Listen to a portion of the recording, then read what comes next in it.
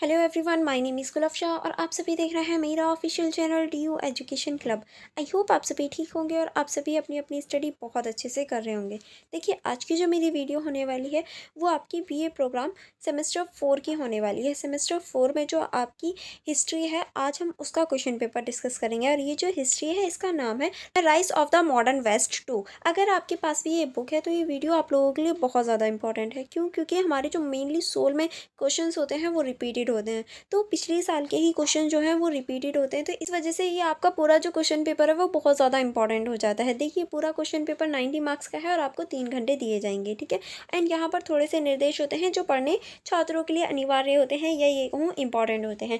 क्यों? इनके माध्यम से आपको पता चल जाता है कि कितने क्वेश्चन आपको अटेम्प्ट करने हैं, क्वेश्चन के जो मार्क्स हैं वो कितने हैं, और इस क्वेश्चन पेपर को जो सॉल्व है वो आप इंग्लिश या फिर हिंदी दोनों लैंग्वेजों में से एक लैंग्वेज में कर सकते हैं, जिसमें भी आप चाहें, ठीक है। चलिए स्टार्ट करेंगे हम लोग क्वेश्चन नंबर 1 से। क्वेश्चन नंबर 1 है हमारा, 17वीं शताब्दी के संकट के पारिस्थितिकी, जनसांख्यिकी, आर्थिक और राजनीतिक आयामों का विश्लेषण कीजिए। यानी 17वीं शताब्दी के जो संकट था उसमें पारिस्थितिकी, जनसांख्यिकी और आर्थिक और राजनीतिक जो आयाम है उनके बारे में आपको इस क्वेश्चन में बताना है, ठीक है। चलिए नेक्स्ट क्वेश्चन की तरफ चलेंगे।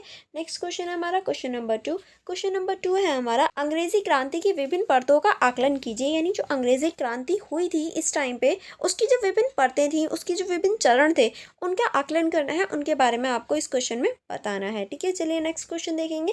नेक्स्ट क्वेश्चन है हमारा क्वेश्चन नंबर 3। क्वेश्चन नंबर 3 है हमारा, क्या वैज्ञानिक क्रांति व्यक्तिगत प्रतिभा अथवा 16वीं से 17वीं शताब्दी यूरोप में सामाजिक, आर्थिक, राजनीतिक, बौद्धिक और धार्मिक परिवर्तनों का परिणाम थी? यानी देखिए, जो वैज्ञानिक क्रांति थी वो व्यक्तिगत या फिर ये कहें 16वीं से 17वीं शताब्दी में जो सामाजिक, आर्थिक और राजनीतिक और बौद्धिक और जो धार्मिक परिवर्तन हो रहे थे उसका परिणाम थी या नहीं, ये आपको बताना है, ठीक है। जो हमारी वैज्ञानिक क्रांति हुई थी, ठीक है। चलिए आगे बढ़ेंगे। आगे हम क्वेश्चन नंबर 4 की तरफ चलेंगे। क्वेश्चन नंबर 4 है हमारा, इंग्लैंड या हॉलैंड के संदर्भ में वाणिज्यवाद की प्रमुख विशेषताओं की चर्चा कीजिए। यानी या तो आप इंग्लैंड का रेफरेंस ले सकते हैं या फिर हॉलैंड का ले सकते हैं, और इसमें जो वाणिज्यवाद है इसकी जो प्रमुख विशेषता है ये आपको बतानी है वाणिज्यवाद की, ठीक है।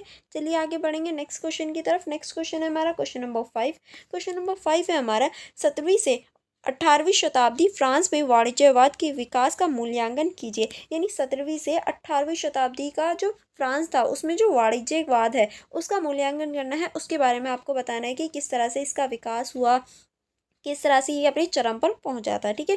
एंड आपको एक और जो इम्पोर्टेंट टॉपिक है या ये कहें जो जो मोस्ट इम्पॉर्टेंट है वो है वाणिज्यवाद।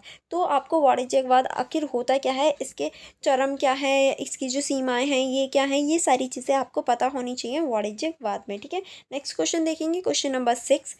क्वेश्चन नंबर 6 को देखेंगे। क्वेश्चन नंबर 6 है हमारा, प्रबंधकवाद से जुड़ी राजनीतिक, सामाजिक और आर्थिक विचारों की प्रवृत्ति और महत्व की रूपरेखा तैयार कीजिए। यानी जो प्रबंधकवाद है इससे जो जुड़ी हुई राजनीतिक, सामाजिक और आर्थिक विचार हैं, इनकी जो महत्व है, रूपरेखा है, वो आपको तैयार करनी है, वो आपको बतानी है, ठीक है। क्वेश्चन नंबर 7 को देखेंगे।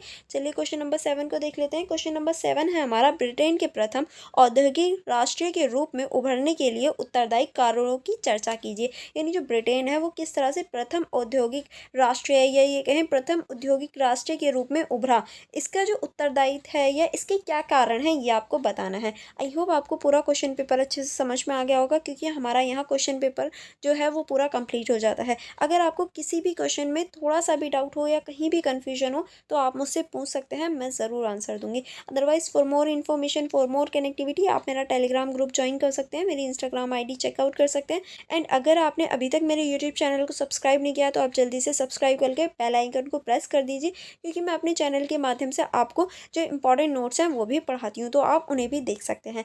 एंड मेरी वीडियो को लाइक करना मत भूलिएगा। चलिए फिर मिलेंगे नेक्स्ट वीडियो में। Thank you for watching everyone.